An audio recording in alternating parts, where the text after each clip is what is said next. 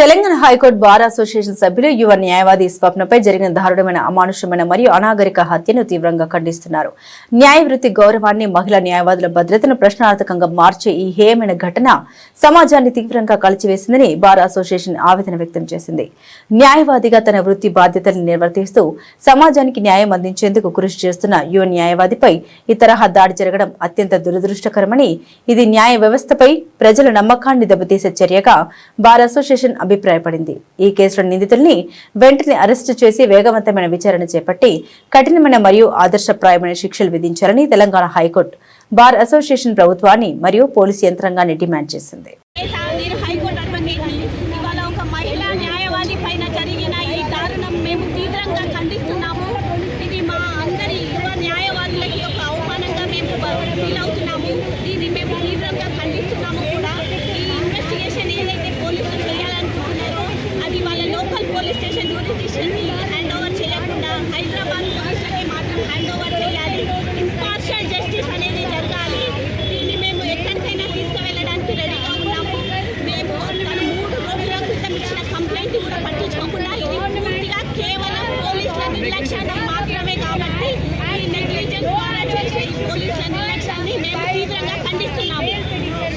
నా పేరు సప్లమేగమండి.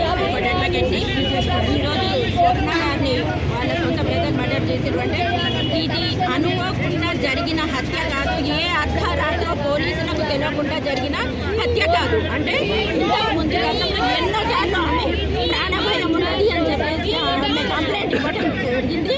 కానీ ఏ ఒక్క పోలీస్ కూడా ఆమె ప్రాణం పోయేంత వరకు కూడా పట్టించుకోకుండా మరి ఈ ఫ్రెండ్లీ పోలీస్ ఎవరికి నేరస్తులకు బాగా సహకరించారు, వాళ్లకు బాగా ఫ్రెండ్లీగా మూవ్ అయినారు. కానీ ఒక ప్రాణాన్ని మాత్రం బలికొన్నారు. అడ్వకేట్స్ యాక్ట్ చట్టం అనేది రావాలి అని చెప్పేసి మేము ఏకముక్తంగా మేము పెడుతున్నాం, గగ్గోలు పెడుతున్నాము. కానీ తెలంగాణ తెచ్చుకున్న మా న్యాయవాదులకు ఈ 41 CRPC తెచ్చుకోవడం మరి ఎందుకు గగనమవుతుందో నేను ఒకటే డిమాండ్ చేస్తున్నా. ఈ పోలీసు వ్యవస్థలో ఎవరైతే వాళ్ళని సహకరించిందో ఆ పరిధిలో వాళ్ళ కేసు విచారణ జరగకుండా వేరే పరిధిలోకి మార్చి వాళ్ళని ఎవరైతే డిస్మిస్ చేయాలి. సస్పెండ్ కూడా సరిపోదు వాళ్ళకు, ఎందుకంటే ఒక నిండు ప్రాణాన్ని బలికొన్నారు. ఇంకా నేను ఒకటి చెప్తున్నాను, ప్రభుత్వానికి కానీ పోలీసు కానీ సామాన్య ప్రజలకు కానీ ఒక అడ్వకేట్ని ముట్టుకుంటే కరెంట్ ఏ విధంగా షాక్ ఇస్తుందో ఒక అడ్వకేట్ని ముట్టుకోవాలి అని అంటే ఆ పద్ధతిలో ఈ సమాజంలో ఒక భయం అనేది రావాలి. అడ్వకేట్స్ అందరూ ముక్త కంఠంగా మేము దీన్ని ఖండిస్తున్నాము. We want justice.